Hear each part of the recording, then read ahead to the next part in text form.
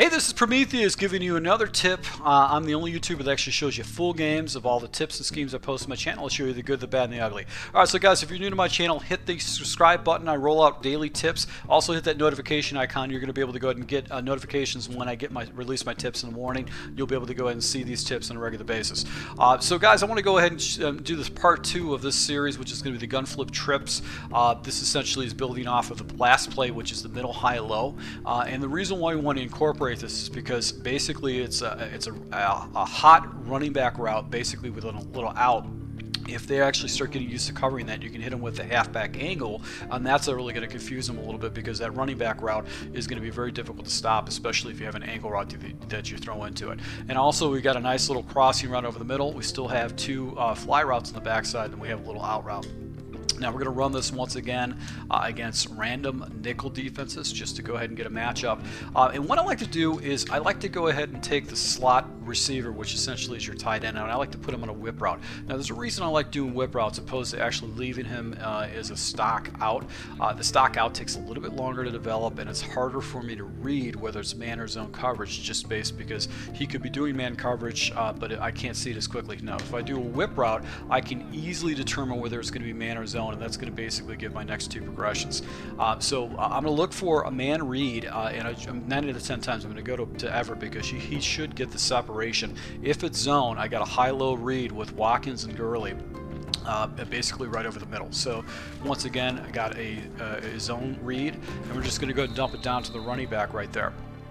So miscompletion. I'm running against random nickel defenses, so right here, this is where you want to go and hit the whip route with your if you have an elite tight end, it's going to make a huge difference in where you're going to complete that ball or not. All right, so now what's great about this particular play is that you do have these crossing routes over the middle of the field that's going to get your opponent a little bit outside of his comfort zone. So let's see here. I've got the running back route that should be wide open. I've got a bunch of drop passes going on right now with this team. They should be not getting all this types of problems.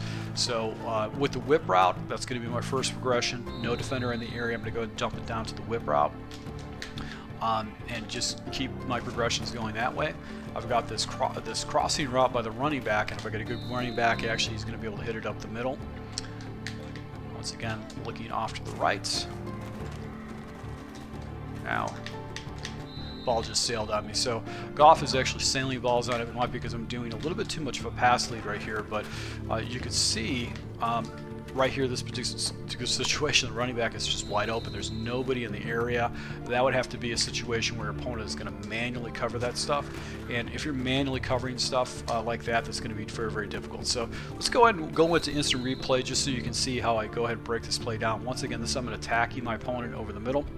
This is going to be good because it's going to be a complement to some of the audibles we're going to run. So this is going to be my first progression. Once again, I'm looking at the whip because he's going to tell me whether it's zone or coverage. Now, if it's man coverage, I know that the whip route is going to beat man coverage, but this defender is going to pull with him, and then actually the whip should get separation. But as you can see, these guys are pulling up. My next progression is going to be underneath, and then I'm going to see if these defenders actually play down to the running back. And I've also got this deep post route that, as you can see right here, I'm picking up 25 yards in a deep post route that's crossing over the middle.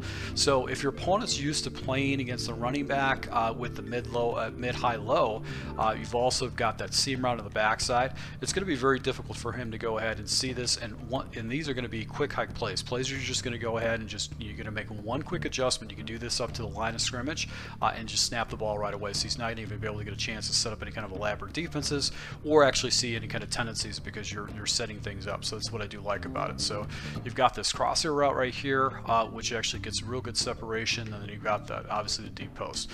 So guys, I hope you like this tip. This is basically going to be one of my base plays I'm going to use in this scheme.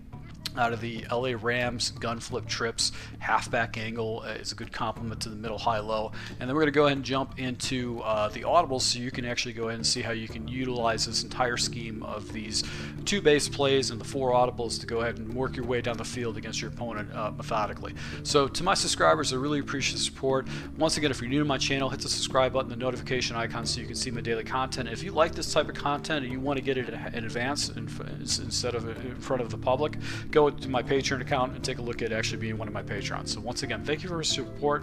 Until next time.